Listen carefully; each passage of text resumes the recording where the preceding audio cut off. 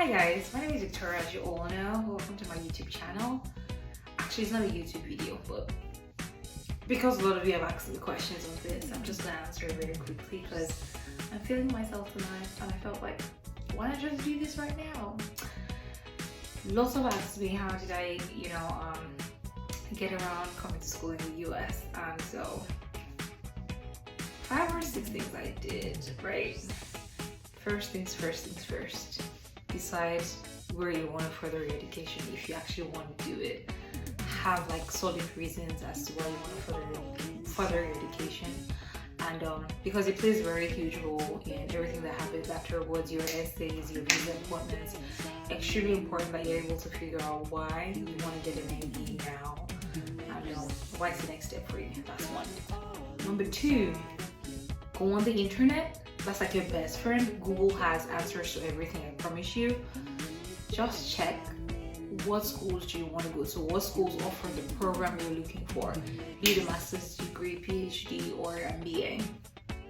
For the US, especially for MBA students, I typically would say research top 20 schools. Never limit yourself, girl. Oh boy. Go as hard as you can go until if you get rejected, you try again, or you go for other ranked schools. But go hard or go home. So check as many amazing schools as you can check what their requirements are for whatever program you want to get into, and then I would say strike up a communications line with them, because by the time you sign up for their emails or something, you tend to get application fee waivers from all the kind of events they host and things like that. That's number 2. Number 3, as soon as you find out what requirements are required for you to apply to whatever program it is, most likely you need to start with your test scores. It could be GRE, TOEFL, GMAT, IELTS, whatever is required. But for most schools in Nigeria, the US doesn't really require you to write IELTS because we're an English-speaking country, right?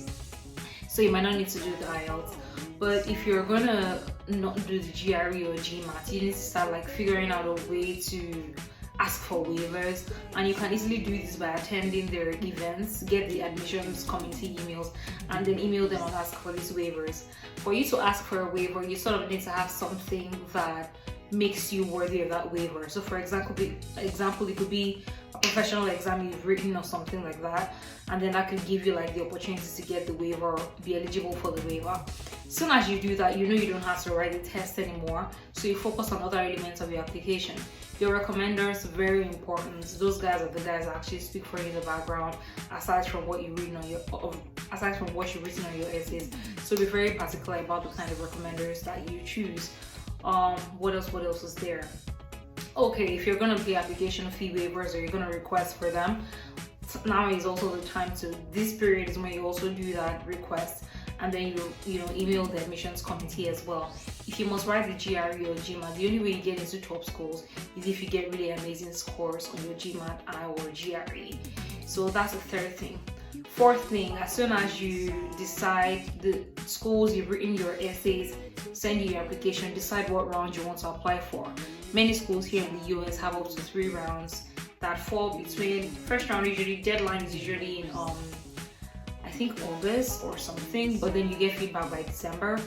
Second round deadline is usually in January, and then you get feedback by March, and then 3rd round usually starts from that time upward. So as soon as you do that, you should know when you're getting feedback. 1st and 2nd rounds are usually great, especially for the fact that you want to get scholarships. But there's still someone I know who did 3rd round and they got a full ride and scholarship to a very amazing school. So it really doesn't matter.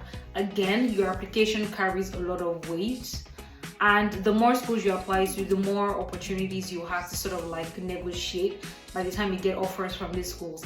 Yes, you can negotiate the kind of funding you're getting from these schools, especially when you get like other funding from other schools. You could easily send that to the admissions officers of the school you really want to go to and use that as a negotiation point for you to get higher scholarship allocations. 5th thing, as soon as you're doing all of these things, the next thing you need to start preparing for is your interviews. Your interview is that one time somebody is able to see you and be like, oh, I like this person. This person is a great addition to this class. And I usually tell people that sometimes it might not be what you're saying, but how you're saying it the kind of excitement you use to answer the questions, and you know, you sort of like try to engage with the interviewer. But as soon as you're done the interview part, you sort of know whether or not you're going into school, and then you get your admissions decision. And yes, that is the major part. My next video would be about coming to the US if I eventually get to doing it. But if I don't, I'll probably try to answer your questions in the DM. Thank you. See ya.